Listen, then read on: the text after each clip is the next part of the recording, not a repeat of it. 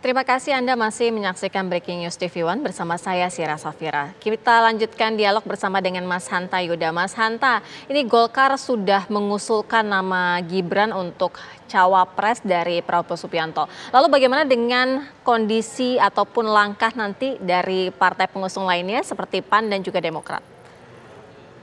Ya, seperti tadi ya Mas Gibran di penutup konferensi pers tadi mengatakan ini akan dibawa, saya dan Pak Prabowo akan bawa ke koalisi kan kira-kira gitu, termasuk Mbak Nurul tadi, Nurul Arifin sebagai Ketua Umum Golkar, statementnya kan sangat dinamis, ada pergerakan perubahan seterusnya. Jadi ini saya kira nama Mas Gibran ini kekuatannya salah satunya, Sira, adalah tingkat penerimaan atau akseptabilitasnya tertinggi di semua partai. Itu keunggulannya. Saya kira kalau misalnya Pak Prabowo dan Pak Jokowi setuju dengan ini, maka partai menurut saya bukan jadi batu sandungan ya, relatif paling diterima. Semua partai itu adalah nama Mas Gibran. Justru ini menjadi solusi untuk mengatasi kebuntuan, kebukuan di antara internal partai. Jadi saya kira sangat mudah. Cuma yang saya kira yang dipertimbangkan oleh Pak Jokowi, oleh Pak Prabowo, termasuk partai-partai koalisi, yang tadi Mbak Nurul sampaikan melihat perkembangan dan seterusnya itu, menurut saya juga melihat ke depan ini bagaimana respon publik hitungan hari ini, saya lihat mereka akan berhitung juga.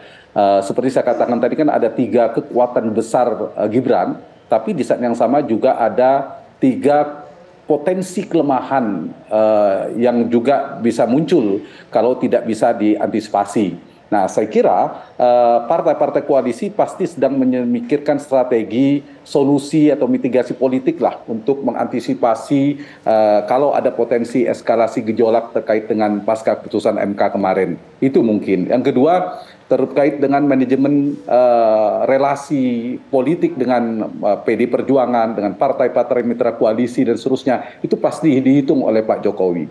Termasuk adalah yang saya bilang tadi, faktor dari basis massa. Agar pemilih basis-basis Pak Prabowo itu ketika pemilih Pak Jokowi terkonsolidasi, tapi pemilih Pak Prabowo juga tetap solid di Pak Prabowo, misalnya di Jawa Barat dan sebagainya. Karena kalau tidak ini kan bisa bergeser, yang diuntungkan, yang dapat insentif luberannya adalah Anies Baswedan. Nah, yang harus dihitung misalnya ketika Pak Prabowo dapat peningkatan suara di Jawa Tengah, kemudian Mas Ganjar turun, tetapi di Jawa Barat turun, Anies naik. Nah, itu ada perubahan-perubahan seperti ini, saya kira harus ada kalkulasi. Nah, hari-hari ini akan menentukan kalkulasi elektoral, kalkulasi peta politik elitnya, itu yang kedua. Dan yang ketiga adalah mitigasi politik terkait dengan isu publik kelas menengah yang merespon isu-isu negatif yang akan menyerang, menjadi amunisi bagi pasangan ini.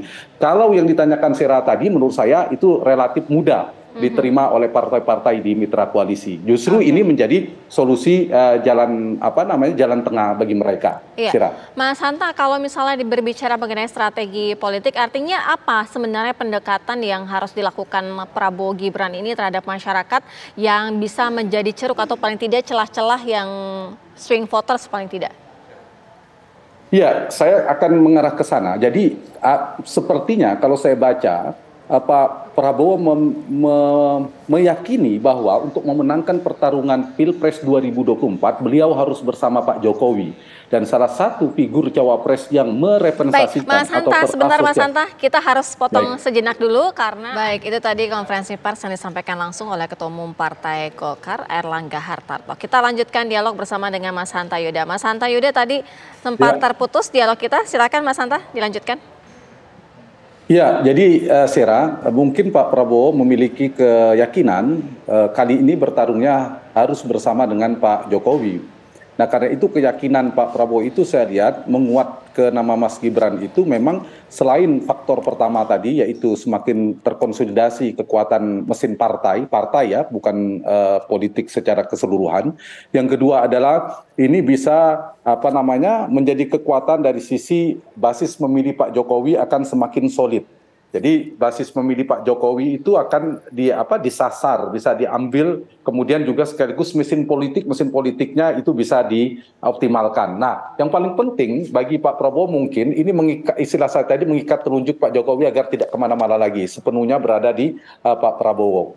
Nah, Tadi pertanyaan Sira, lalu bagaimana mengantisipasi? Menurut saya memang harus ada treatment khusus, ada komunikasi publik strategi Pak Prabowo kepada basis-basis beliau di 2019 yang lalu yang tidak begitu suka dengan Pak Jokowi.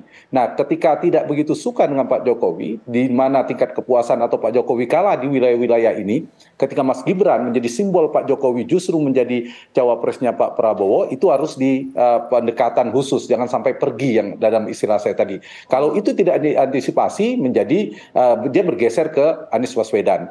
Yang kedua yang perlu diperhatikan, mesin-mesin politik bisa bergerak, tapi pemilih Pak Jokowi yang strong itu memang betul bisa digeser. Tapi kan banyak yang swing voters dan juga yang undecided, yang ini yang harus disasar. Nah, ini dikhawatirkan tidak maksimal, karena kan pemilih-pemilih Jokowi, pendukung-pendukung Jokowi di tingkat elit juga dengan isu Mas Gibran menjadi wakil, Sera, itu kan banyak yang bergeser. Kita lihat tokoh-tokoh publik, di elit dan sebagainya. Nah, ini harus diikuti di akar rumput.